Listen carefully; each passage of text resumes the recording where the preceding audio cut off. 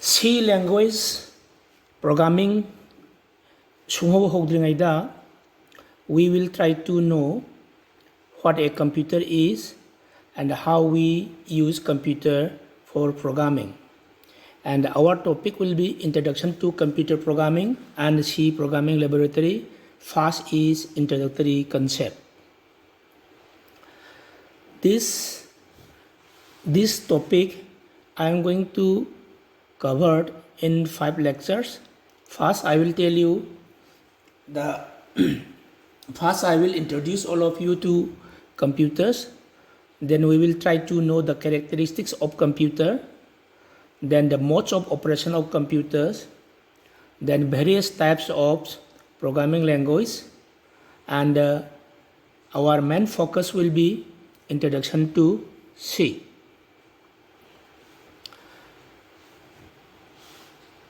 Computer hek hairagadi akhoi kari haina define tawni. How you will define what a computer is. The literal meaning of computer is it is a device which can calculate. However, modern computers can do a lot more than calculate. Computer is an electronic device that receives input, stores or processes input as per user instructions and provide output in a desired format. Yung ko computer hack hairagadi se akhoi yumda leiba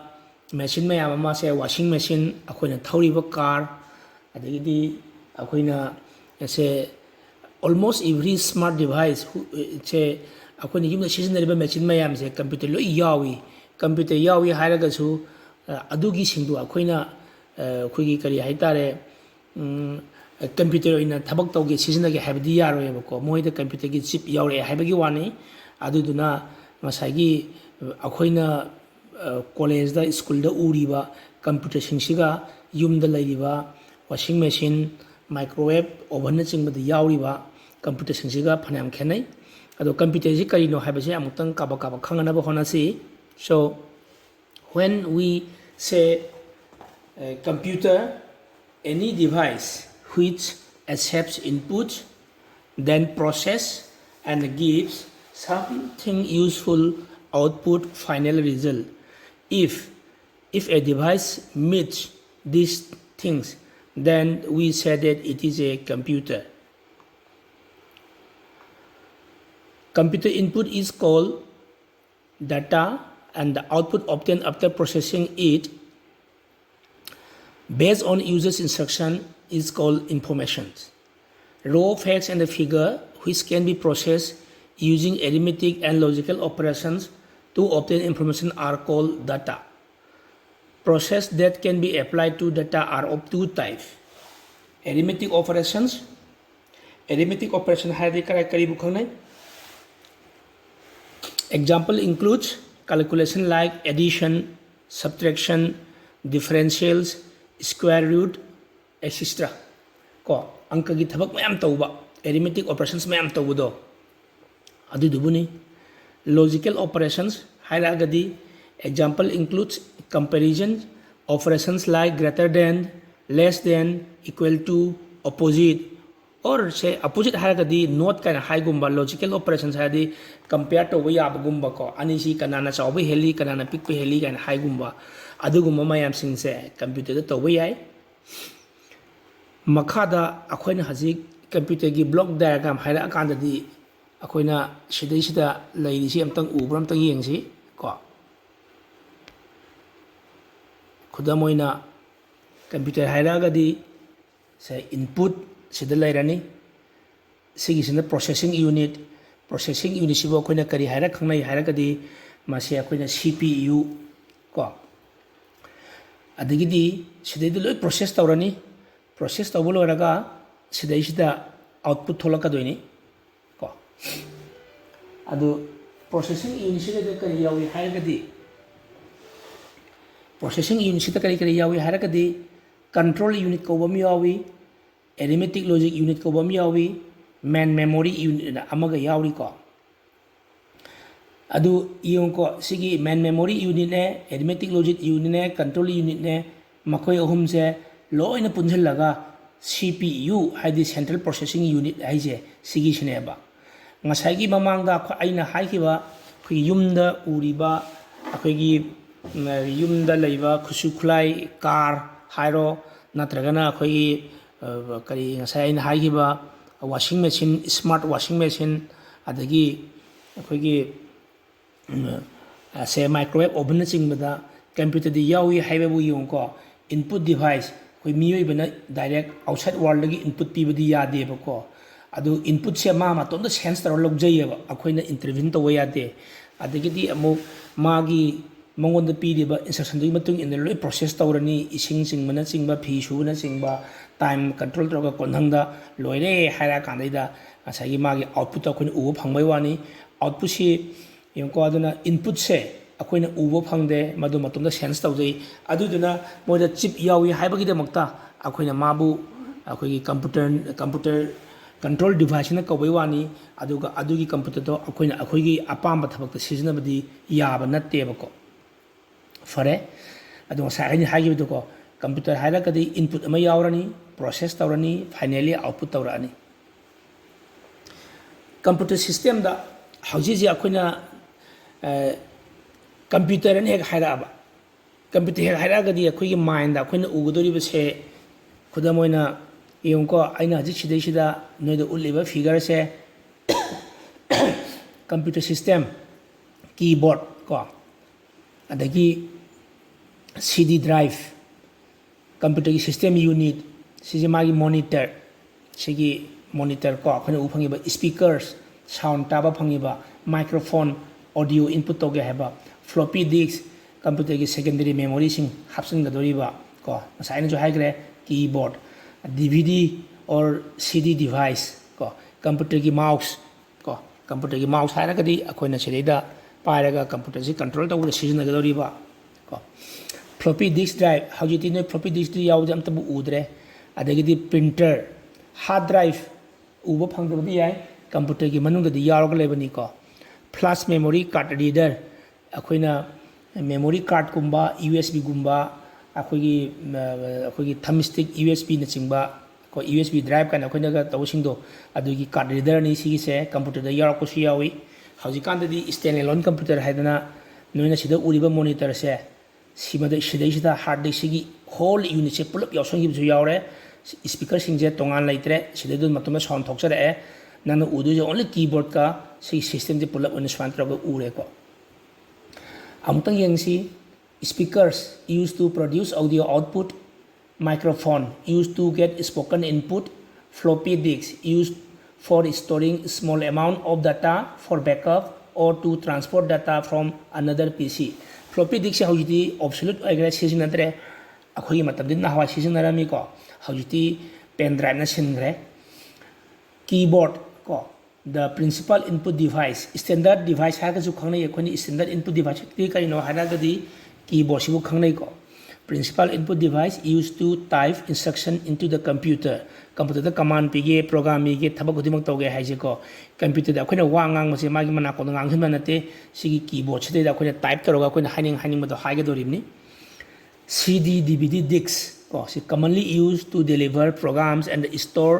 large multimedia files ko sinoni sinma ka happy gan hariba mayam sinduni ko mouse a pointing device used to make on-screen selections. Screen yaw singdu kogi virtual world kogi computer gi manungda khut thingjin badi yadamina mouse na pointing device je aina kari kari pame habdo khando khanjin mayam tawdori ba ko pointing device ni light pen ga na su lei adagi hajikti touch panel ga na no laptop ta ka di mouse ki mahutta koi khutna paibham ama yawdu ko control tawba aduduni ko flash memory card reader used to read flash memory cards hard drive located inside the system unit and used to store program and most data. Hard disk drive and hard disk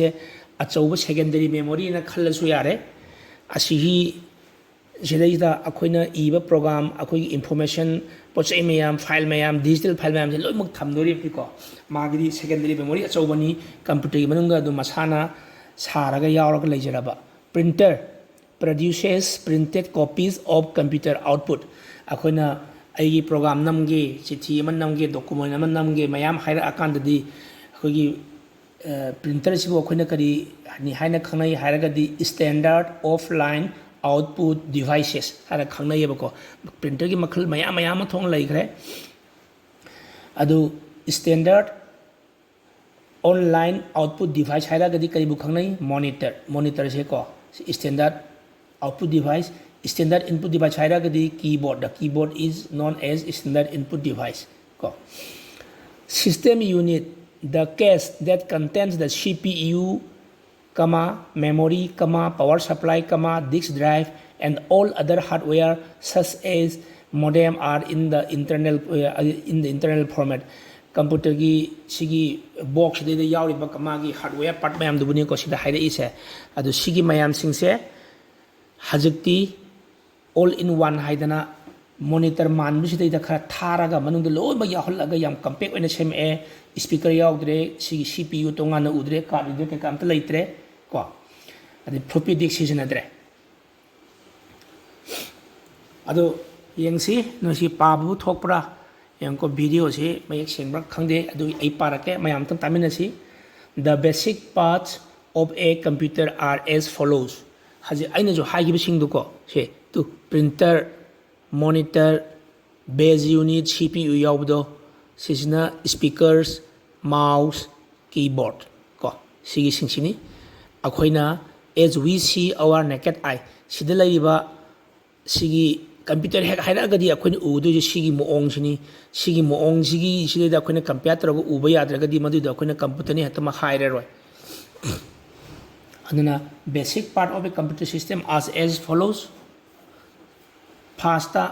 the input unit the input unit devices like keyboard and the mouse that are used to input data and the instructions to the computer are called input unit. And then output unit devices like printer and the visual display unit that are used to provide information to the user in desired format are called output unit. Control unit, as the name suggests, this unit controls all the functions of the computer. All devices or part of the computer interacts through the control unit. Control unit se akhoi gi da hairagana miyoi bagi brain jigumane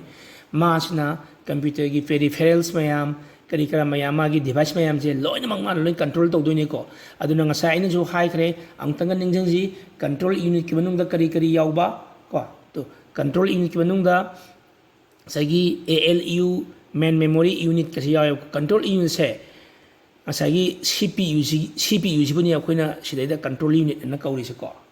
मागी main part नि brain of the computer मियोय बेदा हारकना अखोगी brain हाइसे को अदगिदी arithmetic logic unit ALU हाइसे को ALU एरिथमेटिक लॉजिक यूनिट हारगदी कंप्यूटर दा एनी मैथमेटिकल ओइबा थबक सिंगसे मसिगी डेडिकेटेड पार्ट से सिगिसिना लोइना तवेबा को खदमोइना चे अखोय मियोय बेदा हारगा मनम नंबा हारगे नातोंदना तविदना अदमान तौदना अखोगी अंकगी थबक सिंग arithmetical calculations, arithmetical operations as well as logical operations are being performed by this particular unit. Memory units, sigi memory unit se masigi matang sida di memory unit hari se computer gi main memory unit to oidoni ko masibu akuna to pamaming ngamada RAM hana kawi random access memory ka kaina ko karigumba atopa maming ngamada na volatile memory haraga su khangnai mai hek lakpada मागी content तुम लेबा मई हेंग मुत किबदा power supply हेक लोखो मतमदा मागी content तो स्वाइलो मांगबा main memory unit सिगे जे यावदरगदी computer थबक तो सुया यादरे computer हेक थागपदा पिट पिट पिट करे खोंगा लेरबा अदुगदी memory error नि को मेमोरी दु फजना समदबगुंबा मेमोरी दा थबक तो ngамदबगी सिम्पटम नि adana memory से all input data instructions and the data interim to the process are stored in memory को अदु मेमोरी से हाना लोइमक लोड तोरगा लेरे मतुंगदा थबक से लोइ तोरखदोइमिनि कंप्यूटर न को memory से मखलनी थोना खाइदोइ memory is divided into two parts or memory can be known by two parts First type of memory are known as primary memory. Primary memory magi definition na judum hajare ko. Primary memory hairagadi main memory unit to computer gi adu dubo ko na primary memory hairaga khangnai.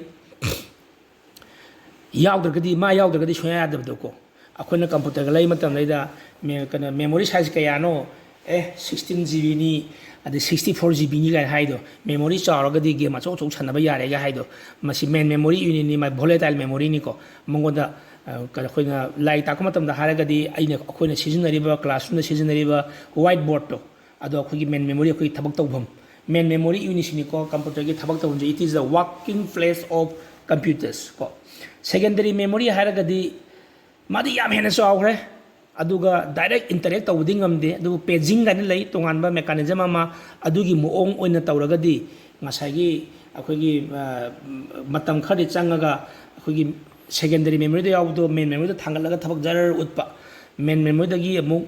daka leitre hara kan lautharaga secondary memory dagi amuk thangala utpa adan taraga sizinabadi yawi adubu secondary memory hara ga ni mai maming jida dum khango secondary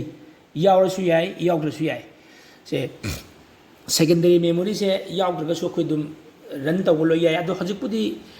se secondary memory haraga din nangi computer da yauriba hard disk drive HDD na haraga su khangna bado adu dubo khona secondary memory haraga su khangnai ko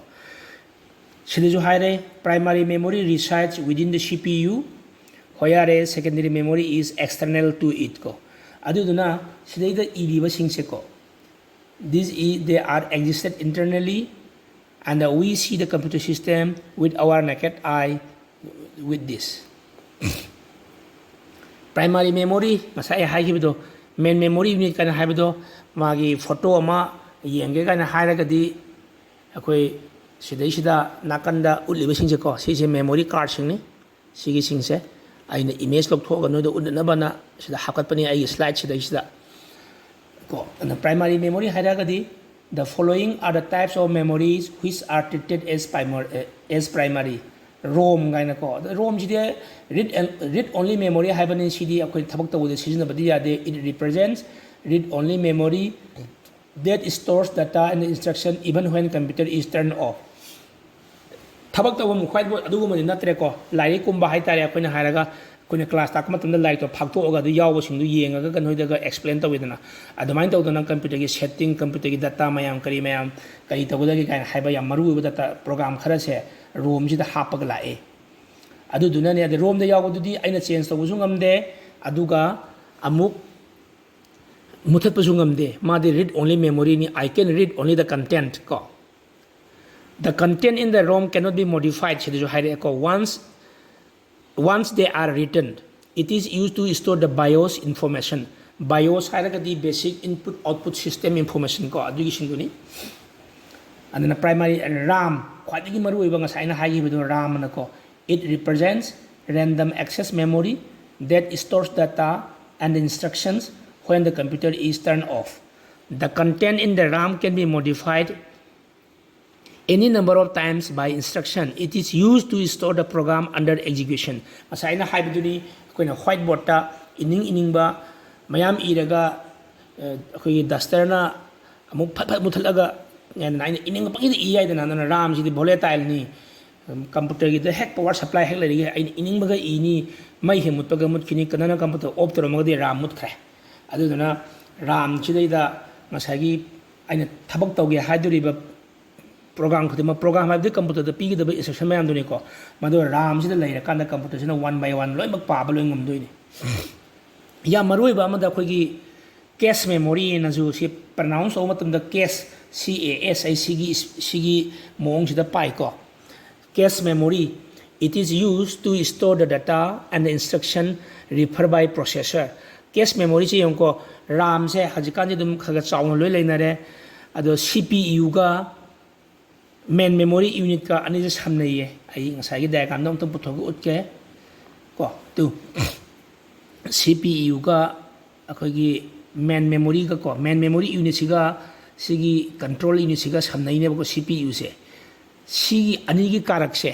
sida memory macha ma khak yauri ba ko sida ko adugi memory do sida yek padu budi akhoi na utre adugi memory du buni akhoi na sida cache memory is a very very fast and very expensive memory placed between the main memory and the CPU of the computer. Its main function is ꯈ꯭ꯋꯥꯏꯗꯒꯤ prominent ꯑꯣꯏꯕ ꯈ꯭ꯋꯥꯏꯗꯒꯤ active ꯑꯣꯏꯕ ꯊꯕꯛ ꯈ꯭ꯋꯥꯏꯗꯒꯤ computer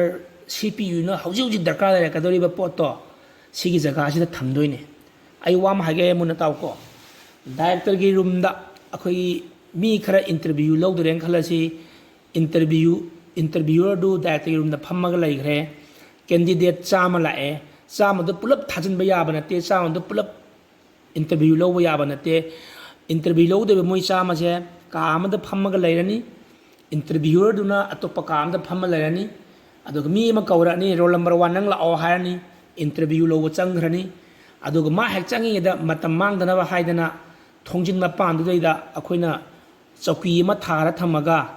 ngasai candidate mayam leibudagi noi amakhak lao aduga mathangi da nangni ko ngairaga leyu haidana phamalaga thamebako adugi phammaga leigidoriba chauki do mi amakhatama phamba chanbado adu dubo khuna cache memory na haraga khanaba su yareba aduga ngasai mi chama phammaga leiramba ka do adu dubuna main memory unit nebako adudana main memory unit agi khwaidagi mathanga tawdoiba thabak to pora aga चौकी फमीदो चौकी cache memory की interview room फमीब मीदू interview लोरगा फट एक्थोखिबगा चौकीद लेरे मीदू बट चंग्रनी चौकीदो हांगनी 100 लेब कादुदगी नेक्स्ट कनानो कौरगा अमु ngairani adumain tawragadi we try to make the CPU all the time busy so the overall speed of the computer has been increased very much अदुमान तौरगदी कंप्यूटर थू याम हेलेबको कैश मेमोरी से यारसु थबक तव याय कैश मेमोरी यावद्रगसु थबक तव याय अदुबु कैश मेमोरी यावरगदी कंप्यूटर दो याम साथिना यांगबे हेलेबको मसागी चौकी मा खोना तोंगाना थाबदो अदुगी चौकीदो थारगदी थबक थूबे हेलिदना अदुदुनी अदुना ngasi गी क्लास सिदा नखोना मुन्ना खंगोगदोइसे प्राइमरी मेमोरी सिदा इस्ता रोम करिनो राम करिनो कैश मेमोरी करिनो रोम का कैश मेमोरी का से यामना कन्ना इंपोर्टेंट ओइबदि नत्ते राम सिदि याम साथिना दरकार ओइको नोइदा हयेंग परीक्षादगा व्हाट इज प्राइमरी मेमोरी हायरागदि प्राइमरी मेमोरी इज राम को RAM is the primary memory RAM नतबा अतबा मेमोरी करम करम लैरिगे गाना हायरागदि रोम कोबा मसु लೈ कैश मेमोरी कोबा मसु लೈ हायबे याय रोम सिदि करिनो हायरागदि इरेज तोबा याद्रबा चेंज तोबा याद्रबा program khara instruction khara system setting guma mayam maru ina bios information basic input output information do iraga pora aba adugi duna rom kawi haitaba cache memory hairagadi computer gi speed to significantly tikatna hengatna ba CPU ga ram ga gi marakta thammiba yam yang makhal gi memory do adubu cache memory na khomba yai ko adunduna control unit aina ngasai jo hai khre hajik control unit kari kari yawi arithmetic logic unit yawi main memory unit yawi ko aduna control unit arithmetic logic unit and the main memory unit are together called the central processing unit CPU haraga khangnayeba ko aduduna ni akoina akoigi brain akoigi kok to ko akoigi ko miyobe kok ta kari kari yawi हायरागदी अदवान तौदना मियोबगी brain जिगा computer की CPU जिगा compare तब याय computer devices like keyboard mouse printer that we can see and touch are hardware component of a computer hardware component software component aina mamang da ju ai class da ju mamang da ju hai gre ko adu computing hairagadi hardware ga software ga manipulate tawdo adu du ko do ni the set of instruction or program that make the computer function using these hardware parts are called software. We cannot see or touch software. Both hardware and the software are necessary for working of a computer. Ado, aina mamang jo hagido computing karino hairagadi doing something using computer is known as computer. Computing requires manipulation of hardware and software. Hardware hairagadi karino hairagadi ko मागे definition हायो हायरागदी मोंग मयाम दा कोने explain तो याखरे if you are asked what a hardware is you can simply like this anything which form part of the computer system anything which have physical dimensions, anything which occupies physical space, anything which is having weight belongs to hardware.